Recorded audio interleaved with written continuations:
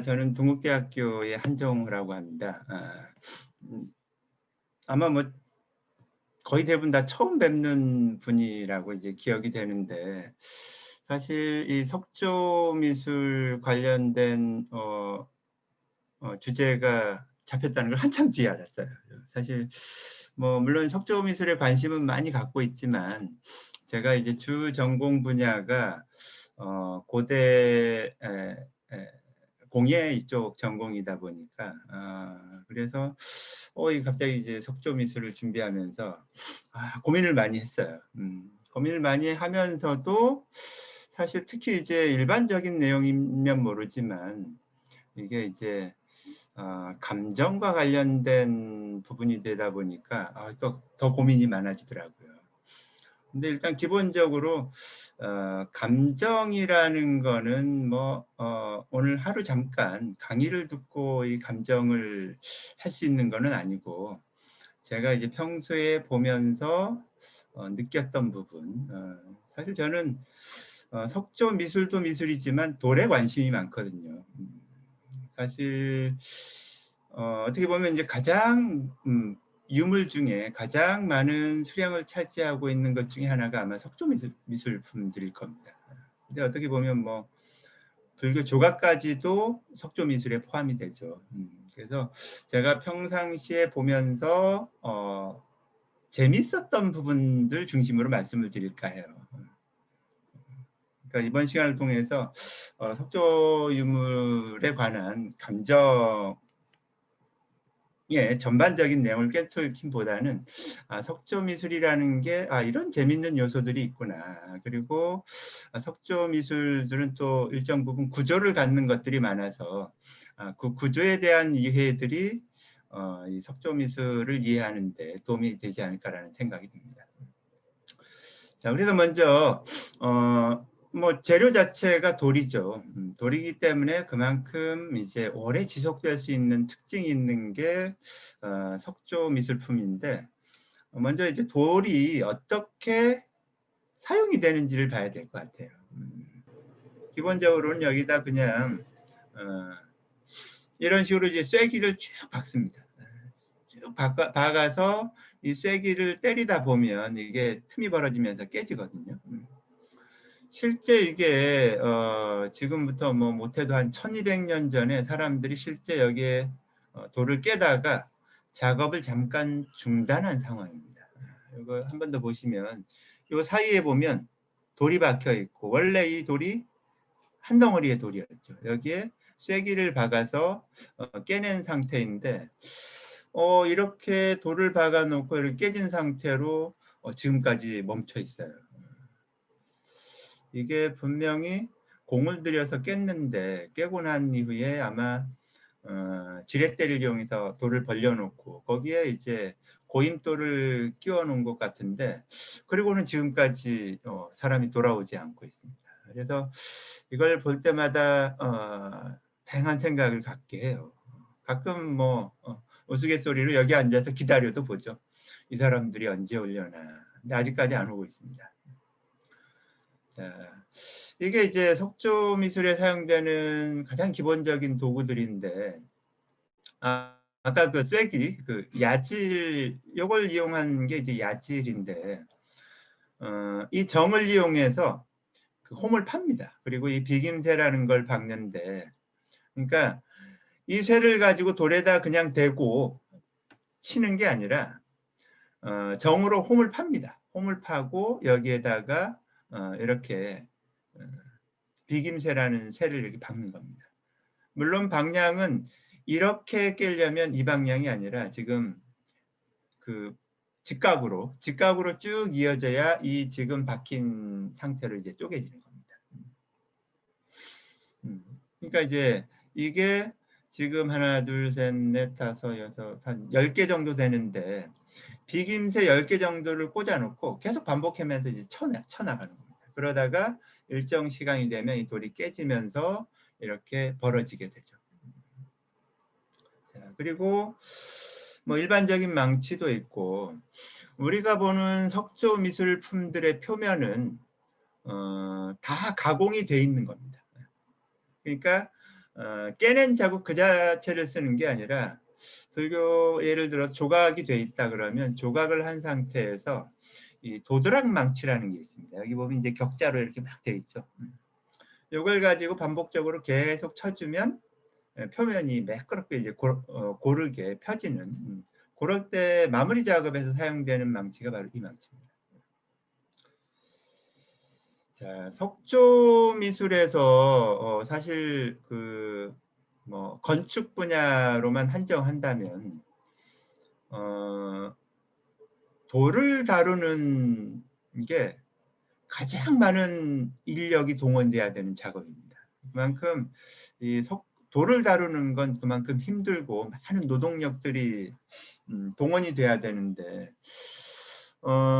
고려 시대에 이 석가탑을 수리할 당시에 문서가 최근 벌써 한 10년 정도가 됐네요. 10년 전에 공개가 됐습니다. 그 자료에 봤더니 이 석가탑을 수리하기 위해서 해체할 당시에 승려와 대중 300명이 들어가고도 내리지 못했다라는 내용이 나와요. 그 부분이 어디냐면 바로 여기 1층 지붕돌. 1층 옥계석의 폭이 266, 두께가 한 82cm 정도 되는 부재인데 이 부재를 내리기 위해서 건장한 노비 300명이 달라붙었는데 실패하고 50명을 더 추가하고 나서야 내릴 수 있었다. 이런 기록이 나와요.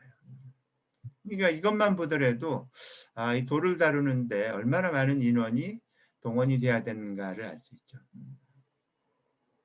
물론 이게 올리는 것도 아닙니다. 올리는 것도 아니고 이 석재를 바닥으로 내릴 때 동원된 인원이 350명이라는 거죠. 자, 그리고 이거는 이제 비교적 작은 탑인데 고려 시대에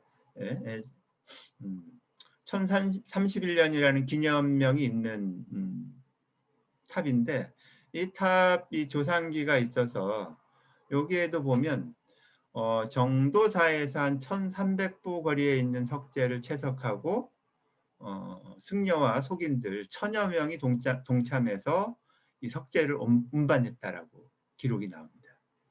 그러니까 이 탑은 높이는 높지만 석재들은 그렇게 큰 석재가 아닙니다. 예를 들어 이걸 기준으로 보면 폭이 한 113cm, 두께가 한 40cm 정도밖에 안 되는 이런 정도의 탑을 만드는데도 이 석재를 운반하는데 1000여 명이 동원됐다라고 나옵니다.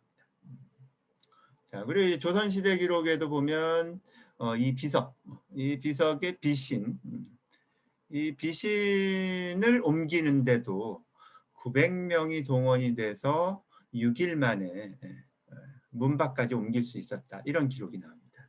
이런 것들만 보더라도 이 석조 문화재들, 석조 유물들을 조성하는데 얼마나 많은 공력이 들어가고 노동력이 동원이 됐는지를 알 수 있습니다. 자, 석조 기술이 지금 남아있는 것만으로 보면 신라의 석조 유물들이 가장 많이 남아있죠.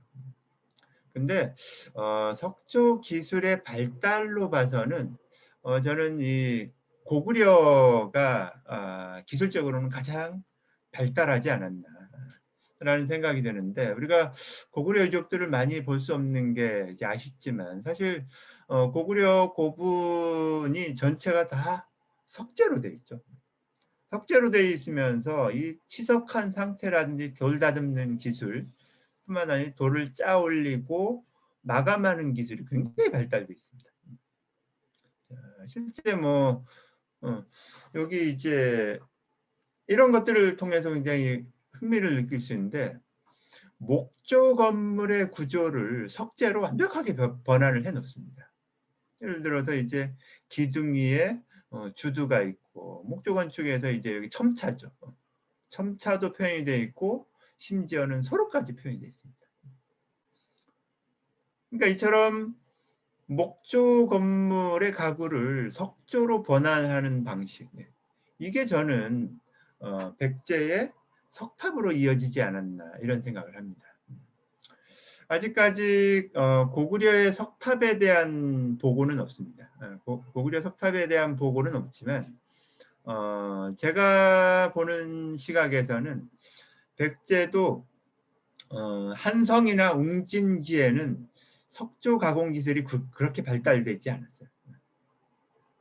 그러니까 사비 시대를 전후한 무렵에 굉장한 기술을 필요로 하는 고분이라든지 석조물들이 나타나기 시작하는데, 저는 그 기술의 근원이 바로 고구려에서 찾아야 되지 않나라는 생각을 하는데, 앞으로 물론 이제 더 고구려 쪽 조사를 많이 해서 요거와 관련된 자료들이 수집될 필요가 있다라는 생각이 듭니다.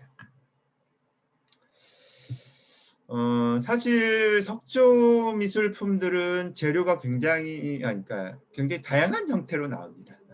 그러다 보니까 여러 박물관에 소장되어 있는 유물들 중에도 이 유물이 도대체 어디에 사용됐던 유물인가 이런 걸 잘 모르는 경우가 많습니다. 지금 이게 이제 공주박물관에 있는 대통사지 석조인데, 어쨌든 이게 7세기 유물이고 보통 이름을 석조라고 붙이고 있습니다. 석조라는 거는 뭘 이야기하냐면 물을 담아놓고 쓰는 용기라는 거죠. 그래서 석조를 전공한 논문들 중에도 보면 백제의 석조는 이런 독특한 형태고 신라의 석조는 네모난 형태다, 이런 해석들을 합니다. 이것과 유사한 게 지금 부여박물관에도 있는데, 저는 일단 구조가 좀 특이해요. 예를 들어서 이게 과거의 모습입니다. 과거의 지금 현재 모습으로 복원되기 이전의 모습인데, 이게 이제 부여박물관으로 옮겨지면서 복원이 됐고, 이거는 이제 옛날 박물관에 있을 때의 모습이, 이거는 지금의 모습입니다. 자, 여기도 이제 이런 부분들의 관찰이 굉장히 중요합니다. 뭐냐면 이게 타격에 의해서 깨진 것 같지만 이거는 깨진 게 아닙니다. 깨진 게 아니라 원래 만들 때부터 이렇게 조립식으로 만든 거예요. 뭐 이런 현상에 대한 관찰이 작품을 이해하는 데 굉장히 큰 도움을 주는데, 그러니까 이제 지금 현재는 통도사에 유일하게 봉발탑이 있다고 해서 지금 이게 보물로 지정이 되어 있습니다. 근데 그게 아니라 이미 백제에서부터 봉발탑이 있었고, 이제 이 바루라는 게 석조 바루가 있었고, 이게 백제를 통해서 통인신라를 거쳐서 고려까지 이어졌다는 거죠. 그러니까 이 바루는 어떤 상징성이 있냐면 미륵신앙하고 관련이 됩니다. 그러니까 미륵부를 모신 전각 앞에 이 바루를 모셔놓는데, 이 경전에 따르면 부처님이 썼던 바루는 부처님이 돌아가신 이후에 지상에서 사라집니다. 사라졌다가 나중에 미륵이 다시 이 땅에 내려올 때 바루도 이 지상으로 내려온다라는 경전의 기록이 나옵니다. 그걸 반영하기 위해서 이런 조형물들이 만들어진다는 거죠. 자,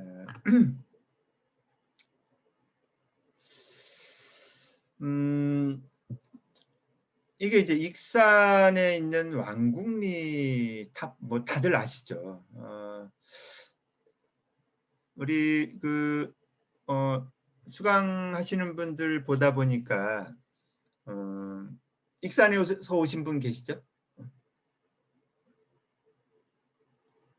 얼굴 한번 볼까요? 네. 얼굴 보여주세요. 오늘 출석 안 하셔가지고. 아, 그런가요? 네. 문자로 알려드리겠습니다. 아, 나는 그럼 이거 다 빼야겠네요. 아, 그래도 익산에 계신 분이 있으니까 이걸 보여드리면 좋아하겠다고 했는데 빼고 갈까요? 자, 이 탑이 1917년 당시의 탑의 모습입니다. 이때까지만 해도 이 왕궁리 탑은 백제의 탑이었어요. 1인 학자들도 거의 기본적으로 이건 백제 탑이라는 것이 거의 공통된 시각이었고, 가장 늦게 보더라도 삼국말 통일초 이때로 보던 것이 정설이었습니다. 그러니까 이때만 해도 굉장히 상태가 많이 안 좋아요. 거의 탑이 곧 쓰러질 것 같죠. 이때 당시에 그린 실축도입니다. 여기서 우리가 주목해야 되는 게 뭐냐면 기단부의 토단입니다. 그러니까 이 토단은 자연적으로 쌓인 게 아니라 인위적으로 쌓은 거예요. 이걸 이제 머릿속에 두시고, 자, 이게 1965년도에 이 탑을 해체 수리할 당시에 여기에서 사리정음구들이 발견이 됩니다. 여기 이제 두 개의 구멍인데 뚜껑을 열어보면 여기에는 금으로 만든 사리기가 나왔고요. 여기는 금동으로 만든 상자 안에서 경전이 발견이 됩니다. 백제 석조미술 중에 백제탑의 특징은 뭐 다양하지만 몇 가지로 꼽아 본다면요. 기본적으로 지붕돌의 너비가 기단부보다 넓습니다. 그러니까 지붕을 타고 내려온 빗물이 기단 위로 떨어지는 게 아니라 기단 밖으로 떨어져요. 그에 비해서 신라의 탑은 이게 기단 위로 떨어지죠. 기단이 더 넓다는 차이점이 있습니다. 뭐 정림사지 탑도 마찬가지입니다. 이런 특징이 있고, 자, 그리고 이제 이 옥계석의 처리, 여기를 보면 규모가 축소됐을 뿐 미륵사지 서원탑이나 왕궁리 탑이나 차이가 없습니다. 받침이 3단이죠. 3단으로 되어 있고 옥계석 끝이 살짝 반전이 됩니다. 저는 거의 이 탑을 만들었던 집단에 의해서 왕궁리 탑도 만들어진 것 같습니다. 그리고 백제탑의 특징이 뭐냐면 요 옥계석 끝 부분을 살짝 마연합니다. 갈아냅니다. 갈아내서 옥계석을 반전시켜요. 이 부분 이제 까맣게 보이는 부분들 있죠. 이렇게 이 부분. 이게 이제 공통적으로 나타나고, 또 하나는 백제탑의 풍탁, 풍경을 설치하는 방식은 이렇게 완전히 구멍을 관통시킵니다. 구멍을 관통시켜서 풍탁을 달고, 여기 이렇게 이제 칸이 많다는 것도 왕궁리 탑이 통일의 신라탑이 아니라 삼국시대에 속하는 그런 탑일 가능성을 보여줍니다. 자, 그리고 이런 공통점들, 이런 것들을 통해서 봤을 때 여기까지는 거의 원형에 맞춰서 복원이 됐습니다. 다만 문제는 왕궁리 탑의 기단은 전체가 다 새 돌로 바뀌었습니다. 원래 석재가 아니에요. 자, 우리가 이제 석조물을 판단할 때 이게 오래된 부재인가 아니면 새로 만든 부재인가, 요거를 판단할 때 가장 기본적으로 해볼 수 있는 게 뭐냐면 손바닥을 이용해서 촉감을 통해서 알 수가 있어요. 자, 하나는 매끈하고 하나는 거친 느낌이 납니다. 어떤 게 오래된 거고 어떤 게 새로 만든 걸까요? 거친 것과 매끄러운 것 중에.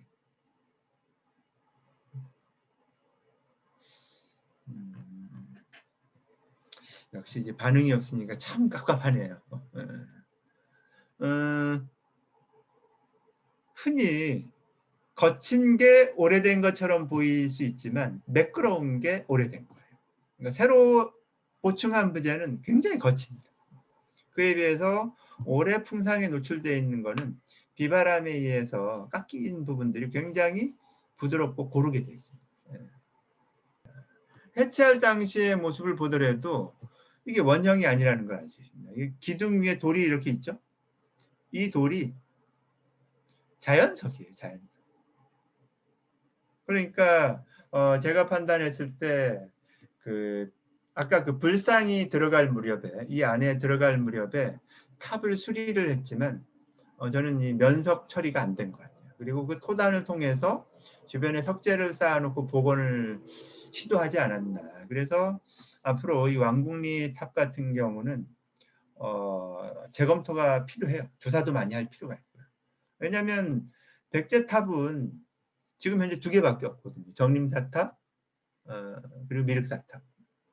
이게 왜 그러냐면 탑의 양식적 전개를 보더라도, 자, 이게 미륵사탑에서 왕궁리 탑으로 가는 거는 또렷하게 보입니다. 이 기단은 빼고요. 기단은 이게 원형이 아니니까요. 그러니까 규모가 축소된 거에 불과한 거예요. 그리고 우리가 항상 이제 관찰을 많이 해야 되는 게 뭐냐면 진품이 주는 표면의 질감이라는 게 있어요. 이 질감이라는 게 고려탑이 다르고 통일신라의 탑이 다르고 삼국시대 탑이 달라요. 이 왕궁리 탑에서 느낄 수 있는 이 질감은 이거는 백제가 아닐 수가 없다고 저는 개인적으로 생각합니다. 그거는 뭐하고 비교해 보면 되냐면 그 부여에 있는 무량사에 백제탑하고 비슷하게 생긴 고려시대 탑이 있어요. 그 형상은 백제탑을 많이 반영을 했지만 그건 백제탑이 아니거든요. 그거하고는 다르잖아요. 근데 지금은 왕궁리 탑을 백제계 석탑이라고 해요. 백제탑을 모방해서 고려시대에 만든 탑이다. 이게 정설인데 이게 빨리 이제 저는 재검토를 통해서 필요하다고 봅니다. 왜냐하면 이 탑에서 이렇게 가야 우리나라의 탑의 흐름이 어떻게 이어지는구나라는 걸 알 수 있다는 거죠. 그 신라 불교 미술에서 가장 큰 변혁기는 문무왕대거든요. 문무왕대에 가장 많은 토목공사들이 일어나고 가장 많은 사찰, 또 가장 많은 건축물들이 만들어져요. 그러니까 그 원동력은 어디에 있냐면 바로 고구려하고 백제 기술자들입니다. 그러니까 이 통일 전쟁을 통해서 이쪽에 있던 기술자들이 다 신라로 오는 거예요. 경주로 오는 거죠. 그걸 통해서 신라의 건축은 비약적으로 발전합니다. 사실 삼국시대의 신라의 기술 수준은 첨성대 정도예요. 우리가 알고 있는 나머지 석조 기술이 반영된 유물들은 다 통일신라 이후입니다. 가문사탑 이후에 굉장히 많은 탑들이 만들어지죠. 자, 이게 이제 8세기대에 해당되는 탑들을 쭉 모아봤는데 탑의 크기는 굉장히 중요해요. 탑의 크기, 그리고 또 하나는 탑에서 가장 많은 부재를 차지하는 곳이 바로 기단부거든요. 기단부. 그러니까 이제 보통 8세기 이후 탑들은 탑신, 옥계석, 탑신, 옥계석 이건 다 한 장돌로 구성이 됩니다. 앞시기에는 다 쪼개져 있죠. 앞시기에 쪼개져 있는 이유는 뭐하고 관련이 되냐면 탑을 쌓을 때 가장 어려운 기술이 뭐냐면 무거운 석재를 들어 올리는 기술이에요. 한 덩어리로 만들고 싶어도 일정 규모 이상 되는 거는 들어 올릴 수가 없어요. 어쨌든 그래서 여기는 거의 하나의 돌로 되어 있지만 기단부는 여러 개의 석재의 조합으로 만들어져 있습니다. 그래서 저는 여기에 착안을 해서 기단부의, 그러니까 탑의 기단부 석재들의 짜임, 이 탑이, 이 구조가 어떻게 되는가, 이게 탑의 흐름을 반영한다는 거예요. 그러니까 어느 시기의 탑은 어떤 짜임, 어느 시기의 탑은 어떤 짜임. 자, 여기에서 이 위쪽은 복잡해요. 복잡하니까 이거는 보지 마시고 기단부, 그러니까 하층 기단. 하층 기단에서 주목해야 되는 부재가 뭐냐면 요 모퉁이에 있는 돌이죠. 요걸 뭐라고 부르냐면 귀틀석이라고 불러요. 그래서 7세기부터 8세기까지의 탑의 하층 기단의 특징은 뭐냐면 바로 다 이 귀틀석을 쓴다는 겁니다. 이 귀틀석이 이렇게 기역자로 꺾인 돌이에요. 요 기역자로 꺾인 돌 4개를 사방에 두고 위에 이제 다른 구조들이 올라가는 거예요. 그러니까 예를 들어서 뭐 9세기 탑인데 봤더니 기단부에 귀틀석이 들어있다. 이건 뭔가 문제가 있는 거라는 거예요. 또는 고려시대의 탑인데 기단부 하층 기단 내 모서리에 귀틀석이 있다. 이거는 시기하고 안 맞는다는 거예요. 자, 귀틀석이 어떤 거냐면 이런 겁니다. 이런 거. 내 모서리에 귀틀석을 배치하고 그 사이에 다른 석재를 끼워 넣는 방식이에요. 어떤 건지 아시겠죠? 그러니까 이 귀틀석이 공통적으로 내 모퉁이에 나온다. 이러면 그냥 이거는 8세기 탑 이렇게 보셔도 무방하다는 겁니다. 자, 이런 탑이 9세기가 되면 어떻게 바뀌느냐. 언뜻 보면 귀틀석처럼 보이죠? 이거는 귀틀석이 아닙니다. 어떤 식으로 되어 있냐면 자, 상층 기단의 결구 구조가 만약에 불국사 8세기의 탑이다 그러면 이런 하층 기단은 하나, 둘, 셋, 넷 귀틀석을 사용해요. 이 불국사 3층 탑, 그러니까 석가탑이죠. 석가탑의 구조입니다. 그리고 상층 기단의 면적은 그다음 하층 기단의 면적은 또 어떻게 짜이냐면 이런 식으로입니다. 하나, 둘, 셋, 넷. 규칙적이죠. 그러니까 탑 기단의 짜임이라는 거는 처음 탑이 만들어졌을 때는 불규칙했다가 그 다음 단계는 규칙적으로 바뀝니다. 8세기대에 규칙적으로 바뀌었다가 9세기가 되면 어떤 변화가 생기냐면 자, 상층 기단을 보면 여기는 규칙적이죠. 그에 비해서 여기서는 규칙적일 듯 하다가 규칙적이지가 않아요. 이게 이제 이 탑에서 한 100년 정도 경과한 후에 나타나는 현상이고, 자, 그리고 하층 기단을 보면 하층 기단도 보면 귀틀석이 없어지고 장대석으로 바뀝니다. 하나의 긴 돌로 배치되는 방식으로 바뀐다는 거예요. 이런 식으로 이거는 이제 제가 붙인 이름인데 이제 사다리 물림, 사다리처럼 이렇게 가구되는 현상. 어쨌든 기단부에 귀틀석이 있는가 장대석이 있는가 이게 8세기 탑과 9세기 이후 탑을 구분하는 굉장히 중요한 기준이 된다.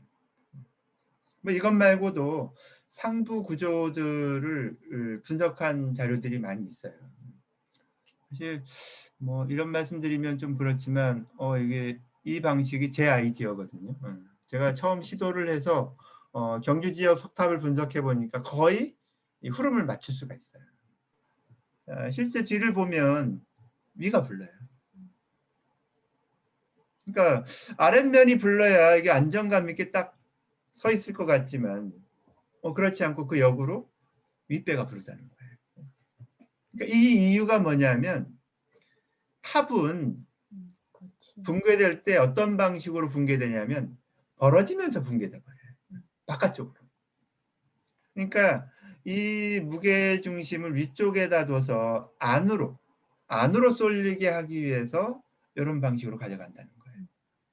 그러니까 이제 우리가 생각하는 상식하고 실제 현상이 다른 거예요. 근데 만약에 이걸 모르고 복제하는 사람들은 일직선으로 평평하게 하거나 아랫배를 부르게 할 가능성이 있죠.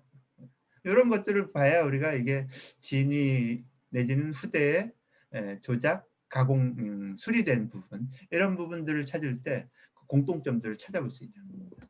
물론 모든 탑을 분석해 본 게 아니라서 다 그런지는 알 수 없어요. 근데 제가 봤던 자료들은 대부분 이런 식으로 윗배가 부르는 게 공통적이에요. 자, 그리고 우리가 이제 보통 감정이라는 거는 시각에 의존할 수밖에 없죠. 시각에 의존할 수밖에 없는데 문제는 눈이 가장 멍청해요. 눈이 가장 섣부른 판단을 합니다.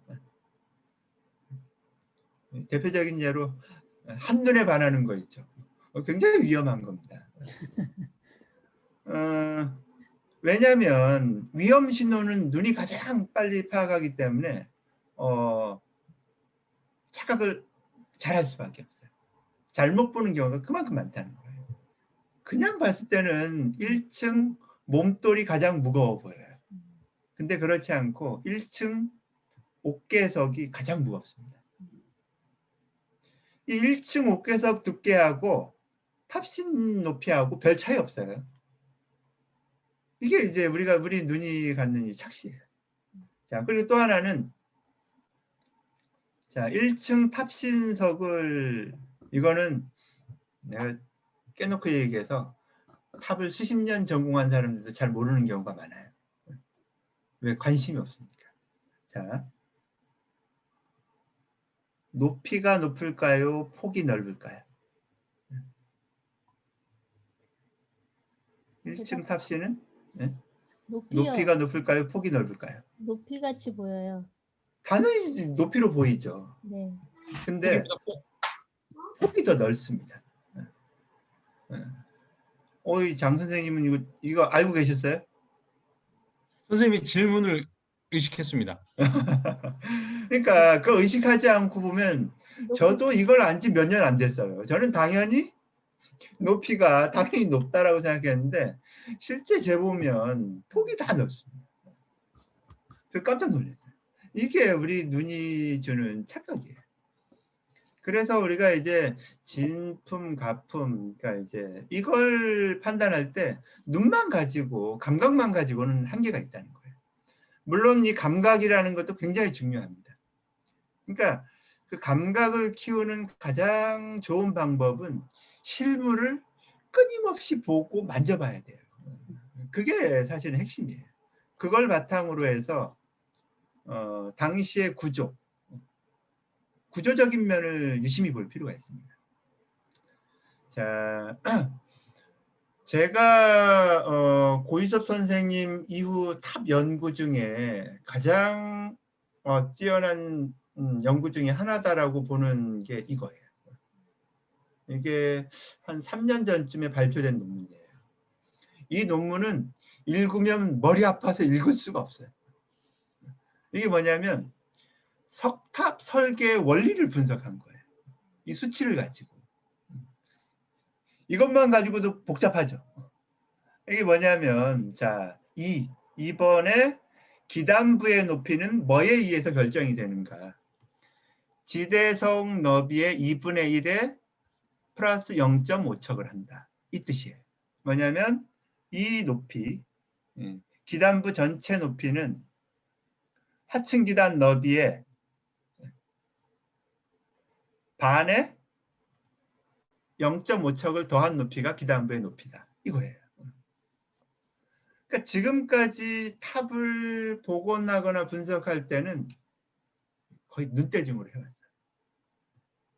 근데 이제 이 친구 연구가 뭐냐면 신라탑을 설계하는 원리가 3가지가 있다는 거예요. 이 3가지를 가지고 계통도 나오고 시기도 나오고 지역도 나온다는 거예요. 참 안타까운 게 이거 굉장히 중요한 연구예요. 왜냐하면 석탑을 복원하거나 진위 여부 판단, 후대에 수리한 부분을 판단하는데 굉장히 중요한 자료예요. 근데 애석하게도 이 논문이 너무 어려워요. 수치가 워낙 많이 나오니까 0 플러스 마이너스 뭐 이런 게 나오니까요. 그러니까 이걸 통해서 예를 들어서 이제 원원사 석탑의 계열이 있다는 거예요. 이 탑 중에서 가장 오래된 탑을 기준으로 해서 원원사탑 계열이라고 명명을 했는데 원원사 경주에 있어요. 이 용명리 사지탑도 경주에 있고, 근데 여기는 청도에 있고 창녕에 있고 이렇게 공간적으로 떨어져 있고 시기적으로도 약간 차이가 있는데 이 탑들을 겹치면 똑같다는 거예요. 그러니까 공통적으로 지대석의 너비를 12척을 기준으로 해서 아까 그 원리를 이용해서 만들어진 게 이거라는 거예요. 그러니까 석탑 연구에서 굉장한 진전이에요. 근데 애석하게도 저는 옆에서 보니까 이 친구 연구하는 걸 쭉 보면서 그 중요성을 알겠는데 사람들이 이게 너무 어려워. 아마 한국미술사학회지에 이 원원사탑 계열의 분석과 관련된 논문이 실려 있습니다. 그게 아마 앞으로 탑을 복원하고 진위 여부를 판단하고 또는 후대에 변형된 부분 이런 거를 찾아내는데 굉장히 유용한 접근 방법이 될 수 있다는 겁니다. 자, 근데 문제는 이 탑재들이 굉장히 특이한 거예요. 뭉개져 있죠. 여기도 뭉개져 있고 뿐만 아니라 여기 옥계석의 층급 받침 굉장히 이제 완만하게 곡선으로 되어 있는 거예요. 자, 보통의 통일신라의 탑들을 하고 비교하면 여기 다 각지죠. 각지인데 여기는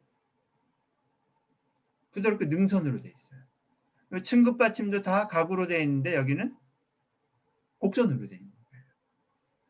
그래서 뭐하고 비교를 하냐면 이 절이 만들어진 연대가 언제였습니까?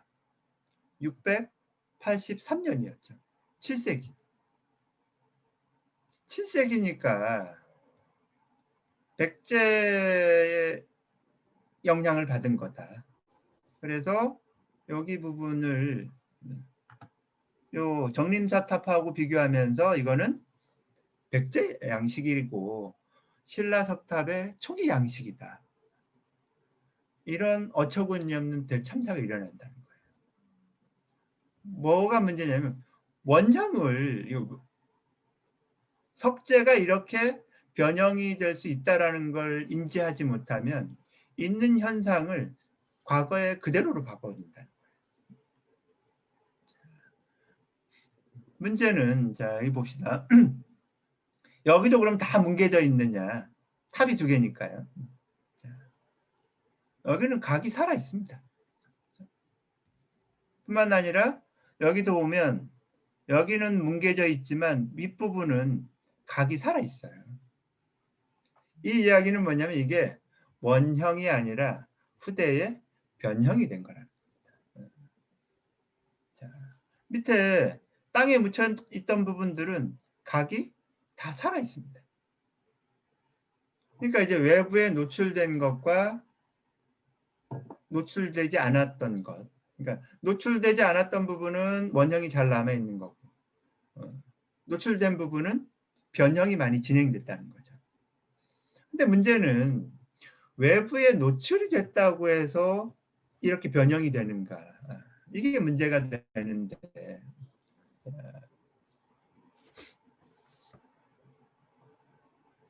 여기는 이렇게 되면 여기는 완전히 없어진 부분, 지워진 부분도 있어요. 이게 뭐하고 연관이 됐냐면 불하고 연관이 돼요. 불, 화재. 석재가 화재에 굉장히 강할 것 같지만 의외로 약합니다. 이게 화재, 그러니까 돌이 열을 받으면 다 터집니다. 터지는데 주로 어디부터 터지냐면 각진 부분부터 터져요. 자, 요게 이제 그 붉게 탄 부분 있죠. 요게 이제 화재, 그러니까 열을 받아서 열화 현상이에요. 자, 그리고 이제 마지막쯤 될 것 같은데 석등 같은 경우도 많죠. 사실 그 석등도 제가 본 석등 중에 이게 원래 제작 당시부터 지금까지 원형이 그대로 유지됐다. 이렇게 볼 수 있는 것들이 많지 않습니다. 그러니까 사찰에 남아 있는 것들도 그렇습니다. 왜냐하면 구조적으로 굉장히 약하거든요. 특히 전형 석등 같은 경우. 저는 이런 팔각 석등에서 이런 고복형으로 바뀌는 이유 중에 이게 불안한 구조입니다. 굉장히 불안한 구조에서 안정적인 구조로 변해가는 게 아닌가 이런 생각을 평소에 하는데 사실은 이 석등이라는 유물이 가장 저평가된 유물이에요. 우리 뭐 가든 뭐 불고기집이 왜 가든이 됐는지는 모르지만 불고기집에 가도 석등이 있죠. 그리고 또 어떤 변형들이 일어나냐면 요즘 절에 가보면 법당 앞에 막 석등이 좌우로 한 쌍씩 있어요. 원래 석등은 하나만 들어갑니다. 한 법당에. 그러니까 탑하고 불상하고 석등은 동급입니다. 탑은 부처님의 사리를 모신 거고요. 불상은 부처님의 형상을 표현한 거고, 이 석등이라는 거는 부처님의 광명을 상징하는 거예요. 그러니까 이제 마음이죠, 마음. 부처님 마음. 그러니까 뭐냐면 조형을 보더라도 밑에 연꽃, 위에 연꽃이 있죠. 이게 뭐냐면 불상 대좌하고 같은 구조예요. 그러니까 대좌 위에 불상이 있느냐, 광명을 상징하는 불이 있느냐, 그 차이예요. 근데 이제 이 석등은 어느 순간부터 조명기구라는 시각이 강해진 거죠. 근데 저는 석등은 하나의 불전과 관련해서 탑하고 석등하고 불상은 동급입니다. 어쨌든 그만큼 중요한 건데 구조적으로 만들어졌을 당시의 모습을 그대로 유지하기가 어렵다는 거예요. 그러다 보면 후대에 수리들이 일어납니다. 자, 예를 들어서 이게 이제 운문사에 있는 석등인데 볼 때마다 이게 위아래가 바뀐 건 아닌가 이런 느낌도 들고요. 자, 그리고 여기 보면 이렇게 이제 구멍들이 뚫려 있죠. 여기에 이렇게 구멍들이 뚫려 있는 거는 오리지널입니다. 근데 구멍을 볼 때 뭘 유심히 봐야 되냐면 이 구멍들을 어떻게 뚫는가. 이 구멍, 그러니까 고대 유물들에서 석재에 구멍을 뚫는 방식은요.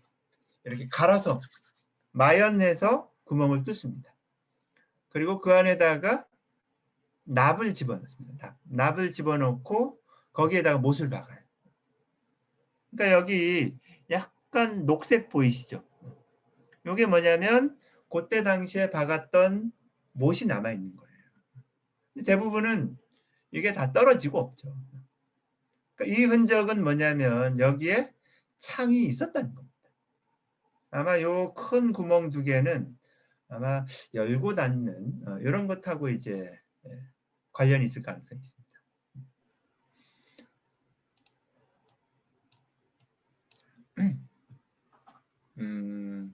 기단부에 면석 있죠. 기단부 면석 중에 요걸 이제 우주라고 하는데 우주하고 탱주 이렇게 하는데 우주하고 탱주 사이를 잘랐어요. 여기를 잘라서 붙였어요. 붙이고는 색깔을 처리했어요. 마치 이끼가 킨 것처럼. 그냥 한눈에 봐서는 이게 두 석재가 결합된 건지 판단이 안 돼요. 근데 자세히 들여다봤더니 그렇게 된 경우들이 있어서 어쨌든 이제 후대에 조작됐을 가능성들은 굉장히 유심하게 살펴봐야 됩니다. 제가 드릴 말씀은 여기까지고 이제 질문하실 부분들이 있으면 제가 아는 범주 내에서 말씀드리도록 하겠습니다. 네, 고맙습니다. 감사합니다. 네.